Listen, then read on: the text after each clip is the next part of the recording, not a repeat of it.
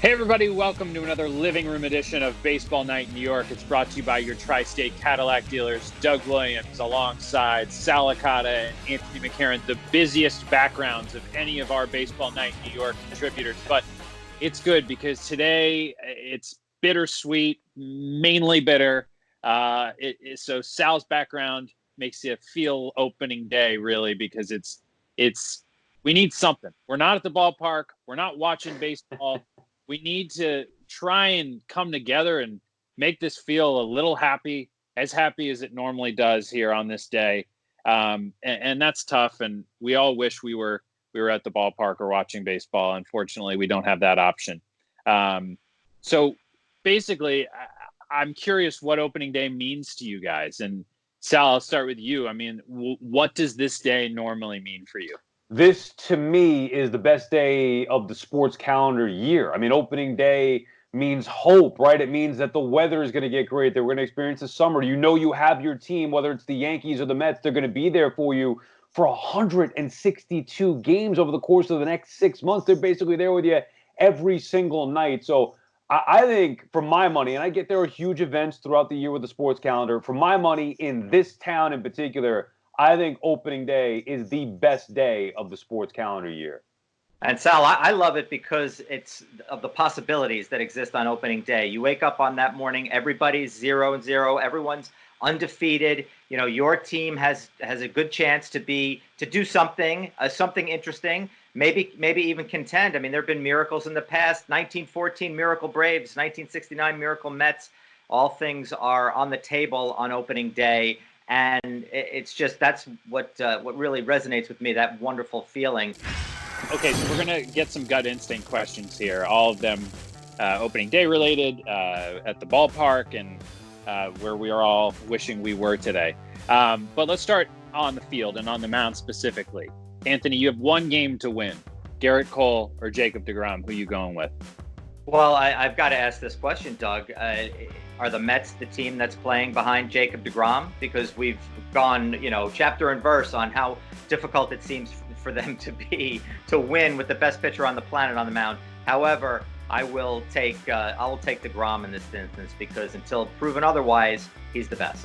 Yeah, well, and also Gerrit Cole is unproven in New York. And when we talk about opening day, there's pressure there. When we talk about the Subway Series in the regular season and then obviously on in the postseason, in New York, it's different from what he experienced in Houston. We've already seen Jacob deGrom do that in New York. So the Yankees are a better team. I don't think anybody would dispute that, or at least most wouldn't dispute that. You shouldn't dispute that. But Jacob deGrom is the better pitcher. So if I had to pick one, nobody has been better than Jacob deGrom the last 2 years. Not Gerrit Cole, not his former teammate Justin Verlander, not Max Scherzer. Nobody has been better than Jacob deGrom the last 2 years.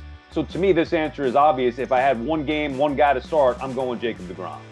Yeah, you guys make a good point, and Sal, the point about New York is well taken with Gerrit Cole. Also, and I'm not conspiracy theorizing here, I'm not accusing Gerrit Cole or Justin Verlander of cheating with the Astros like their hitters were, but you're taking Gerrit Cole away from a place that he succeeded, that he had success nowhere else in Houston.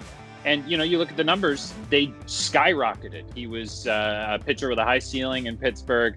Good, not great. You'd have good years and great years and then a mediocre year. So you're taking him away from the place that he has had the most success. And you just never know how anybody's going to respond to that.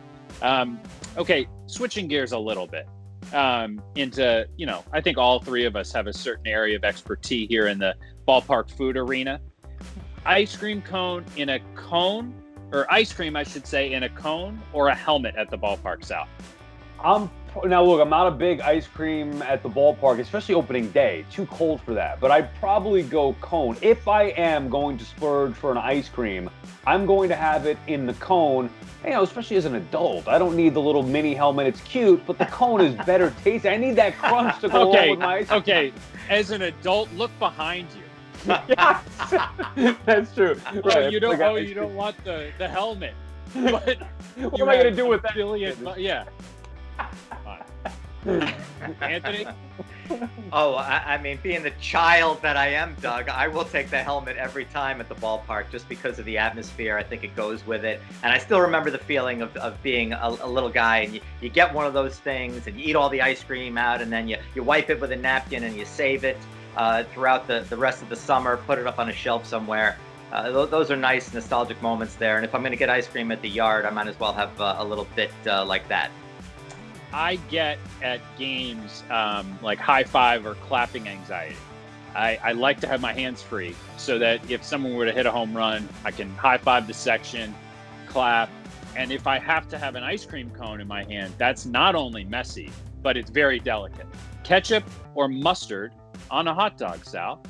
This to me is a no-brainer. It's not even close. It's ketchup all day, every day. Occasionally, I would have both, but this is 1,000% ketchup. If you had to pick one, I'm going ketchup. It tastes much better. I'm going ketchup too, but I'm just judging from Anthony McCarron's reaction and the red of not just his shirt, but now also his face. Do you happen to disagree, Anthony? I mean, this is an outrage of the highest order, Doug. Sal, I mean, what are you guys thinking about? Mustard is a far superior condiment on a hot dog, and especially at the ballpark where you're in the atmosphere and you're getting in the swing of things. Look, I'm not going to say that I never had ketchup on a hot dog, because I did. I used to have both, and then I grew up and realized that mustard is the way to go. It's the perfect condiment food marriage, mustard and a hot dog. Keep the ketchup away, fellas. You guys have it. I can acknowledge that mustard makes more sense on a hot dog, but I just think ketchup is a better condiment. And so as a kid, liked ketchup better, put it on a hot dog once. Ever since then. But when you were a kid, Doug, you probably put it on everything, right? Yeah, but certain habits kind of have staying power, Anthony, and that's one. Okay, time now for the walk-off. Favorite Anthony opening day memory of yours? Well, Doug, mine is a little quirky, and it's from doing the job as the Yankee beat writer at the Daily News. Back in 2002, the Yankees started the season in Baltimore. Roger Clemens started, big moment, great fanfare, all this stuff. And Roger foolishly, during the game, tried to stop a comebacker to the mound, hard hit, with his pitching hand. Boom, took one really hard in the meat of that palm, had to come out of the game, went to the hospital for x-rays, all that stuff. So we didn't get him in the clubhouse after the game to talk to him. And, of course, you need Roger Clemens quotes. How's the hand, Roger? What's going on? He got clobbered that game, too. So what happened with the pitching, all that. So they got him on a conference call with us. And with a pool reporter. So he's on the call. He talks all about getting hit, blah, blah, blah, what happened, x-rays. And then he ends the call with the reporter. It wasn't me. And he says, thanks, guys. And it's just like, to me, it's like a little slice of life of what covering Roger was like. Such a shame that he got hurt and beat up in that game, too, to the Orioles. My heart breaks for him. Poor Roger. Yeah. Sal, favorite opening day memory? I would go back to 1996 opening day at Shea. It was perfect, overcast and cold and rainy. I know people like the sun, but for me, opening day in April, I get the feel. I like that overcast. I don't mind the overcast. So it had all the feels of an opening day, and Ray Ordonez throwing out Royce Clayton at home plate from his knees in left field. I went on to have, I loved Ray Ordonez and got his jerseys and all those different things after. I loved Ray. So that moment to me was kind of the start of my die-hard Mets fandom and my adulthood going to games on my own, 96 opening day. And it shaped a lifelong plea to the Mets, Sal, from you to focus on defense. Ray Ordonez, a glove-first guy. You're still telling the Mets to be strong defensively up the middle. Here we are in 2020, and it still hasn't happened. I haven't seen a defensive player close to that. Can they get a guy who can catch? And can they get a guy up the middle who can play some shortstop or center field? The Mets don't have any. So, yeah, I do go. I'd rather have a guy like Ordonez who could hit 180 but play great, with 200 and play great, solid defense. And that's what Ray Ordonez was. Well, guys, we don't have opening day today, but at least we have this. It's been great talking to you both about food and about the game and everything like that. Let's hope we're doing all of those things sooner rather than later. Anthony McCarron, Sal Licata, we appreciate it as always. Thanks for watching, everybody. We'll be back tomorrow.